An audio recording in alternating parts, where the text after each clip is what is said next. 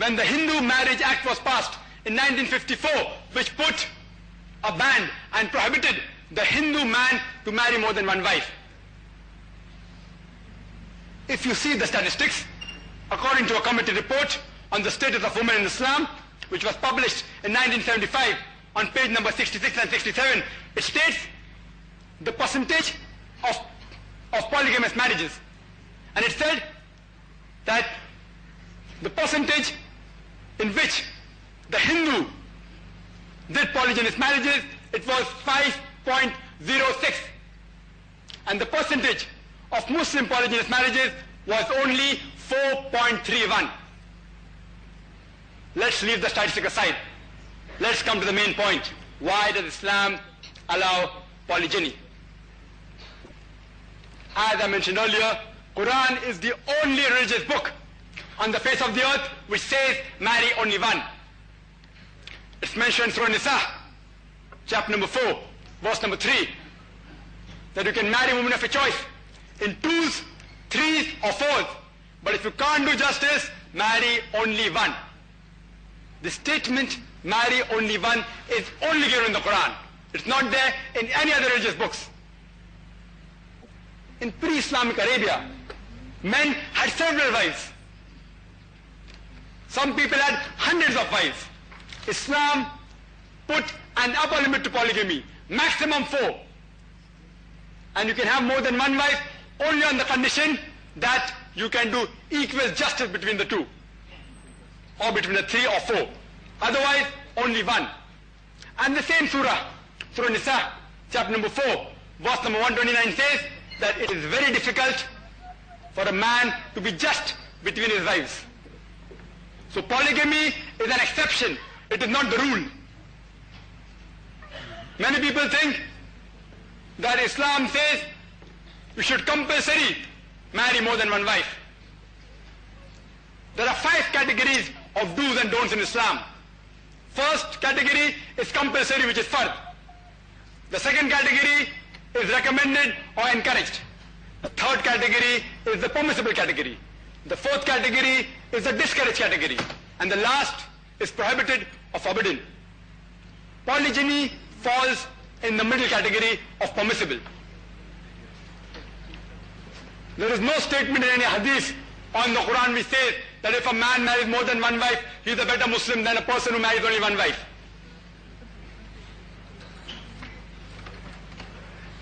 Let's analyze logically. Why does Islam allow a man to marry more than one wife? By nature, men and women are born, male and female are born in equal proportion. But medical science tells us that the fetus, if it's a female, is more stronger than the male fetus. Pediatric knowledge tells us that a female child has got more resistance than the male child. A female child can fight germs and disease much more stronger and a better way than the male child. Medical science tells us that the female is health-wise a stronger sex than the male. So, in the pediatric age itself, the female ratio is higher than the male ratio. Wars take place in the world, and during wars, more male are killed than the female. Even in the recent war which took place in Afghanistan, approximately more than 1.5 million people were martyred, out of which most of them were men. Statistics tells us that accidents take place. More of the men die in accidents than the females. More male death takes place due to cigarette smoking than female death.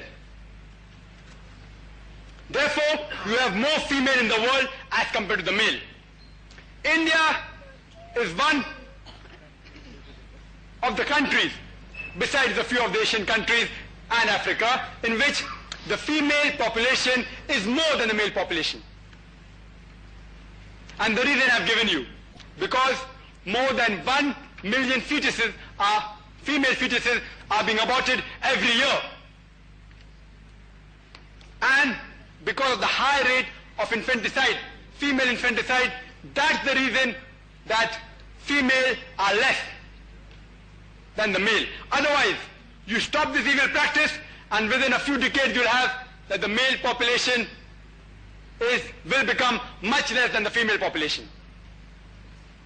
In New York alone, there are 1 million females more than male. In USA alone, there are 7.8 million females more than male. And out of the male population of New York, 1/3 are gay. They are sodomized. That means they can't find female partners. And there are more than 25 million gays in America. In Britain alone, there are more than 4 million females more than male. In Germany alone, there are 5 million females more than male. In Russia alone, there are 7 million females more than male.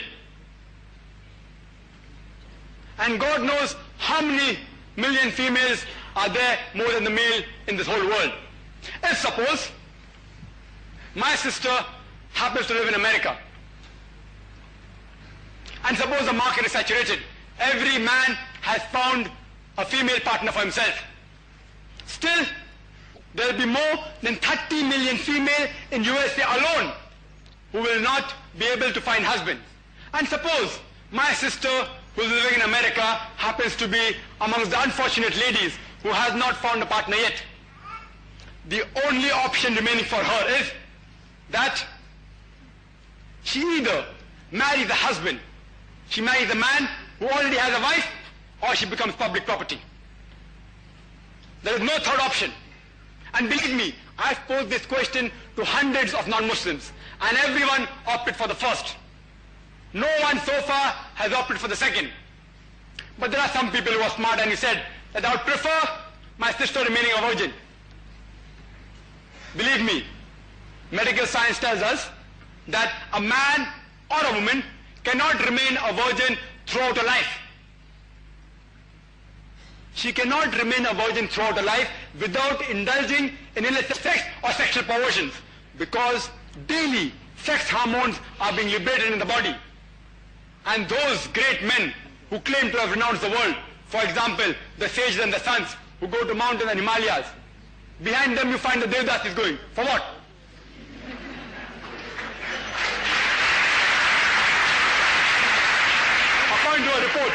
According to a report, out of the priests and the nuns of the Church of England, the majority indulge in fornication and homosexuality. There is no option, there is no third option. The only option is that you marry a husband who already has a wife, or you become public property.